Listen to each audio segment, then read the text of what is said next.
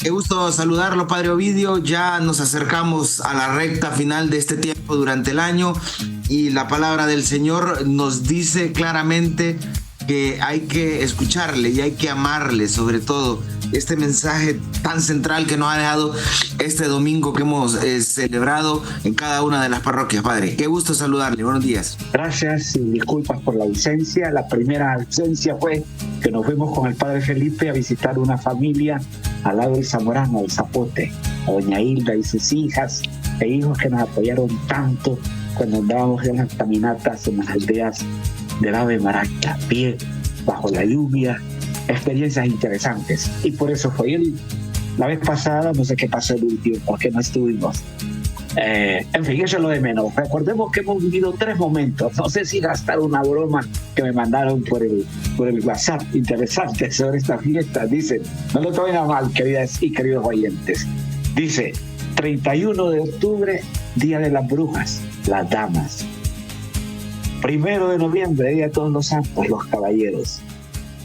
2 de noviembre, Día de los Difuntos, para los caballeros que le dijeron brujas a las damas. Bien, hemos recordado el Día de Todos los Santos, aquellos que no tienen ni corona, ni altar, ni una imagen en un templo, pero como dice el Apocalipsis, sus nombres están inscritos en el libro de la vida. En la carta a los Efesios, esa gente que ha llevado una vida oculta, escondida en Dios. Una vida oculta, escondida en Dios. Entonces, hay que tomar en cuenta esto. Aquí en Honduras hemos tenido ese término como una santidad moral. Se corona a los niños y niñas el 1 de noviembre y a aquellas damas que no tuvieron matrimonio, ¿verdad? Y la santidad no es integridad física, es integridad interior. Eso ténganlo claro. Asociamos a una santidad moral. No, la santidad es integridad interior, no es integridad física. Al menos, recordémoslo, fueron referentes de nuestras vidas, no quepa la menor duda, pero hay otros santos que fueron hombres casados, mujeres casadas, viudas que se dedicaron al Señor después de su duelo, o viudos que se dedicaron a Dios. Pienso ahorita que voy a un funeral y no voy a estar toda la hora. Se murió Cristina, esposa de un delegado de la palabra de la parroquia que trabajaron conmigo en San José de la Vega y ahora viven en la Cieniguita. Ellos llevaron ahí también la semilla del Evangelio. Ella y su esposo Max, una familia, casi todos ellos miembros, delegados de la palabra. De los 7 hermanos, 6 se dedicaron a ese ministerio. Pues murió ella de pronto y tenemos un funeral para despedirla. Son esta gente, una mujer, esposa negada, madre que perdió sus 2 hijos jóvenes, que asumió el reto de joven, el Señor me los dio y el Señor me los quitó. Hoy me toca partir. Ella participó en un funeral hace 15 días de otra delegada de la palabra de La Vega, ahí en la parroquia. Ahí nos saludamos, ahí compartimos, estuvimos platicando y hoy le damos la despedida a su encuentro alegre y definitivo con Dios. Esa es la gente que debemos recordar el Día de Todos los Santos. Más que llevar corona, más que llevar palmas, enarbolemos los valores que ellos sembraron en nosotros. Tantos seres queridos, tantos abuelos y abuelas que vivieron esa santidad en el marco referencial de los 10 mandamientos, ¿verdad? Una vida transparente y que hoy gozan de la gloria de Dios. Reitero, no están en el calendario litúrgico, pero están en el libro de la vida, como lo dice el libro del Apocalipsis. Y el 2, recordamos a los fieles difuntos. No todos los difuntos fueron fieles, ¿cierto? Y ese día, uno como que retrocede en el tiempo para entablar el diálogo que un día la muerte interrumpió con ellos. Pero ese diálogo es real, no es ilusorio, está garantizado por Cristo, que ha vencido la muerte para darnos vida y vida eterna. Por tanto, no nacemos para morir, morimos para resucitar. Y más allá de honrar su memoria con un arreglo floral elegante, yo a veces me interrogo, me cuestiono, a veces quisiéramos dar después de muerte lo que no hicimos en vida, ¿cierto? Y damos aquellos grandes arreglos florales, hermosos, preciosos, carísimos. No, hay que servir en vida, papá y mamá. Hay que servirlos en vida. Justamente están enterrando ahorita, fue el funeral allá cerca de mi aldea natal, otra de la palabra, partió de este mundo, y le decía a sus hijas, qué bueno que ustedes le dieron calidad de vida a su madre, y eso lo debe confortar. No es un arreglo floral hermoso el que quita la pena, ¿verdad? No es un arreglo floral, es seguir practicando aquellas correcciones que en vida nos hicieron. Nuestra gente que sabe teologar muy bien, cuando un ser querido muere y los hijos cometen errores, nuestra gente dice, esa alma está en penas, y no lo dude, pena cuando nosotros erramos.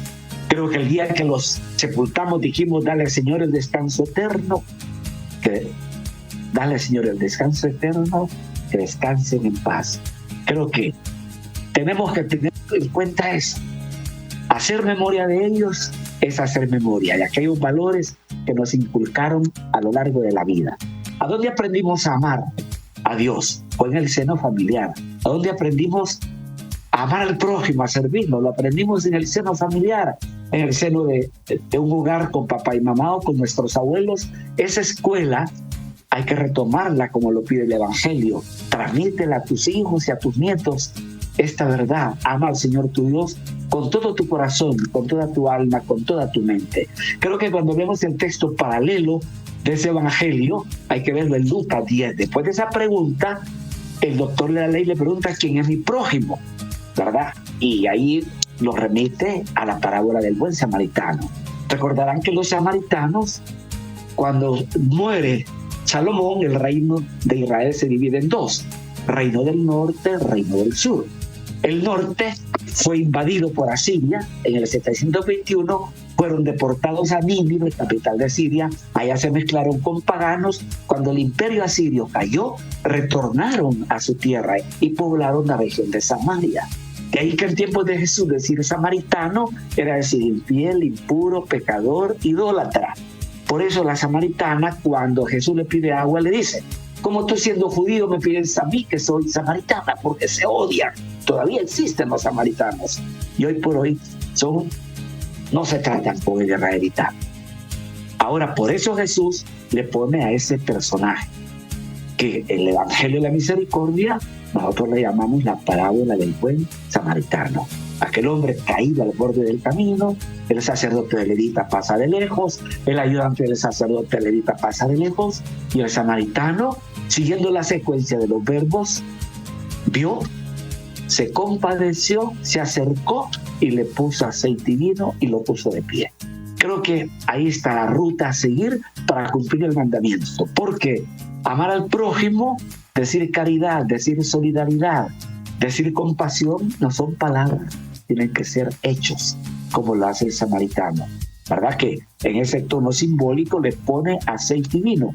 Cuando uno va a ver la palabra aceite en Biblia, se usaba para consagrar a los elegidos. Eres hijo de Dios. Y el vino, símbolo de la alegría, no la del borracho, que consta, la alegría porque sos hijo de Dios. Prácticamente eso es lo que le está diciendo la parábola. Por eso nosotros, para cumplir ese mandamiento que hay que grabar en el corazón, hay que pasar de la palabra a los hechos. Los santos fueron santos porque no se buscaron a sí mismos, sino que vivieron por los demás. Pensemos en Madre Teresa de Calcuta, ¿verdad? La misionera de la caridad que recogía en Calcuta a los leprosos, a los mendigos, porque en Calcuta es más sagrado una vaca que un ser humano. Y ella se dio esa tarea y prolongó su misión a todo el mundo, como las tenemos aquí en Honduras, misioneras de la caridad. Creo que cada uno debe ser un misionero de la caridad. ¿Por qué? Es lo que más la gente mendiga.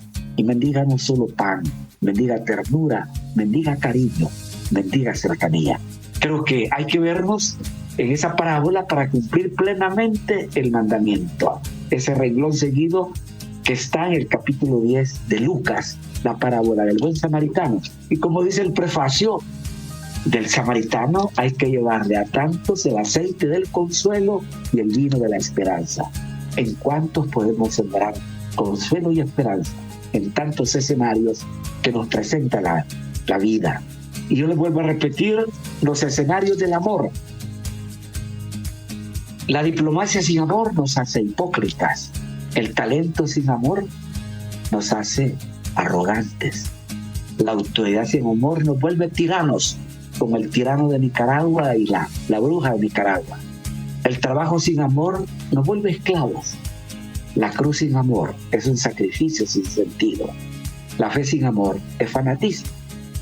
La vida sin amor no tiene sentido. En un mundo sin amor todos nos volvemos huérfanos. Por eso noten cuando uno va a eventos, ustedes lo viven cuando van a eventos religiosos, ¿quiénes te abrazan más, con más cercanía? Los niños, que reflejan vacío afectivo, vacío de ternura, vacío de cercanía de papá y mamá. Creo que tenemos que llenar al mundo de la ternura divina, ¿verdad? Esa ternura divina que toma rostro humano en la Navidad en el niño que descansa sobre pajas. Creo que tenemos que tomar esa parábola como el referente permanente, reitero, para ver, compadecernos, acercarnos, inclinarnos y derramar el aceite del consuelo y el vino de la esperanza en tantos corazones heridos. Padre Ovidio, interesante lo que nos está mencionando. Sobre todo, hemos pasado estos días, te lo ha dicho, solemnidad de todos los santos, fieles difuntos. Muchos cuestionan por qué el uno se va a celebrar a todos los santos o se celebran a los niños difuntos. Tienen esta confusión. ¿Qué decir al respecto? Tal vez no confusión, sino que les decía, asociamos santidad moral, integridad física, y coronamos a niños y niñas y a damas que no tuvieron matrimonio, que murieron en su virginidad. Y la santidad, más que integridad física, es integridad interior. La integridad que vive el justo, ¿verdad? En la Biblia, solo 2 veces aparece la palabra santo. En el Deuteronomio, después del desglose del Código de la Alianza, sean santos como yo el Señor soy santo. Y en el Sermón de la Montaña, que va del capítulo 5 al 7 de Mateo, concluye así: sean santos como yo el Señor soy santo. Nosotros asociamos santo a vestidura litúrgica, mitra de obispo, a báculo, a hábito de religiosa, a hábito de religioso consagrado, y la santidad no es cosmético, no, es integridad de vida delante de Dios, integridad interior, más que integridad física, es integridad interior. ¿Cuántos llegaron a los altares cuando pasaron por este mundo? El mismo San Agustín era ¿verdad? Era un perdido, ¿verdad? Por eso él va a decir esas frases tan fuertes, ¿verdad? El que te creó sin ti no te salvará sin ti. San Agustín tuvo un hijo. El hijo ya era adulto cuando se consagró obispo, ya estaba en la vida, haciendo su vida normal, ¿verdad? Por ejemplo, aquella mujer que fue esclava y que la prostituyeron, que tiene de apellido Vaquita, que de África llegó a los altares, donde sobreabunda el pecado, sobreabunda la gracia de Dios. O sea, en la Biblia, la palabra que más cabe es justo, 221 veces. Dice la Biblia, dice Mateo de José, José era un hombre justo. El justo vive en armonía con el Creador, en armonía con las criaturas, en armonía con la creación. ¿Cuántos se esconden allá, en lo más recóndito, que viven la santidad de Dios simplemente en el marco referencial de los 10 mandamientos, que es la tabla de la salvación? Padre Ovidio, nos escriben a través de nuestro número de WhatsApp 95000490 y nos dice: buenos días, hermanos, pregunta para el Padre Ovidio, ¿qué sucede con el alma de aquellos recién nacidos que mueren y que no han sido bautizados, Padre? El Papa Benedicto lo aclaró muy bien. La Biblia dice: dejen que los niños vengan a mí, porque de ellos es el reino de los cielos. No está pidiendo el bautismo ahí, ¿verdad? Dejen que los niños vengan a mí, porque los que son como ellos es el reino de los cielos. También nos escribe otra familia y dice: buenos días. No tengo audio.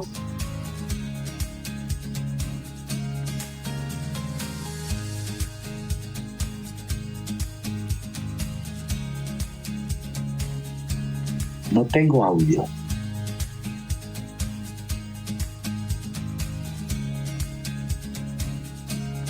No, yo no lo escucho a él tampoco.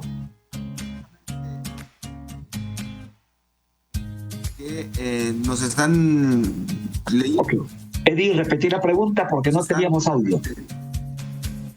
Sí. Justamente, oración por las familias nos están indicando, Padre Ovidio.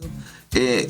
Ya se acerca pues el final del tiempo litúrgico, que es un tiempo durante el año. Usted lo ha aclarado en reiteradas ocasiones, porque suele suceder, Padre. Ya están en muchos lugares, vemos en los centros comerciales.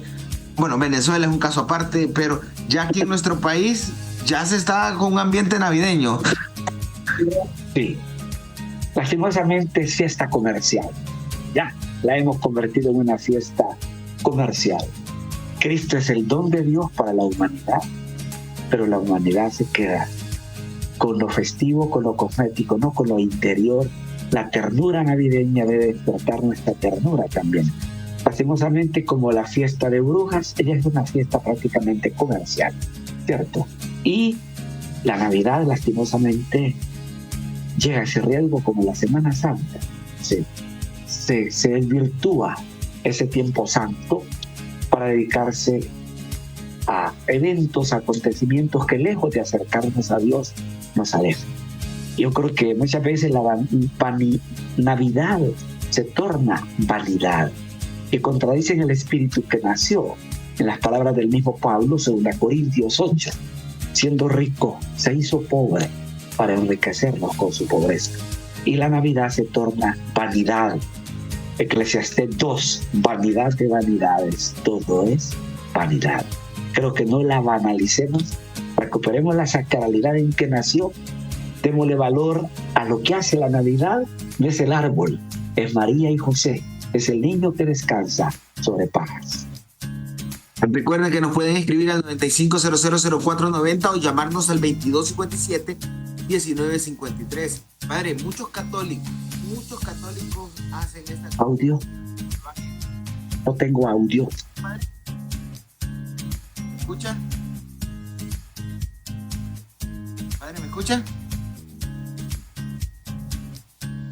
Sí. Muchos católicos, le comentaba, hacen esta consulta.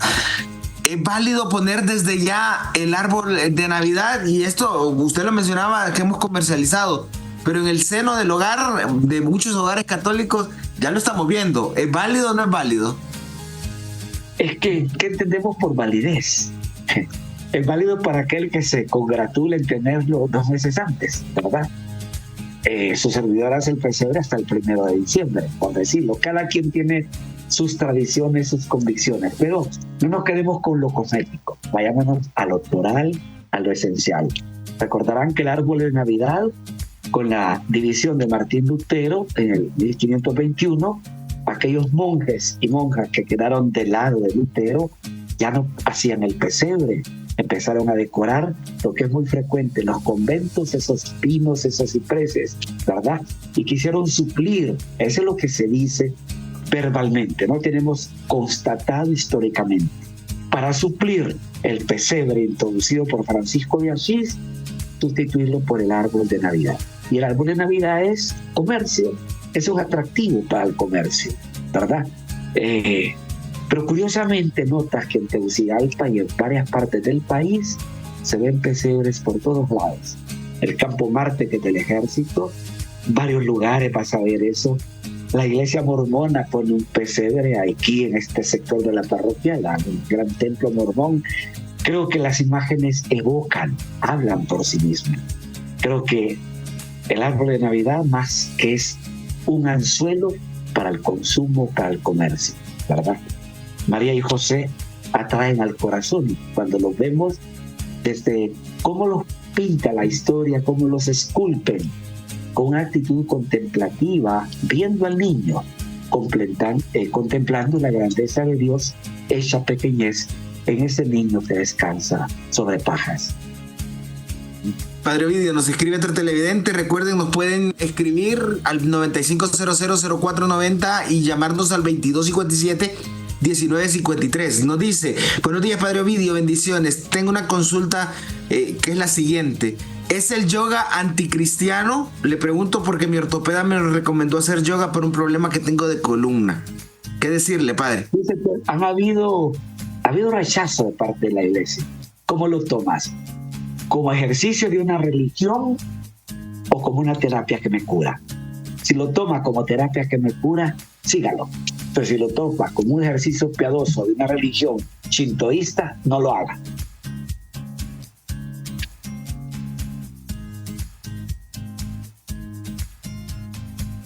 ¿Entendido? Saludamos, padre, a Petrona Vargas del barrio Jazmín, que nos escucha también desde Intibucá.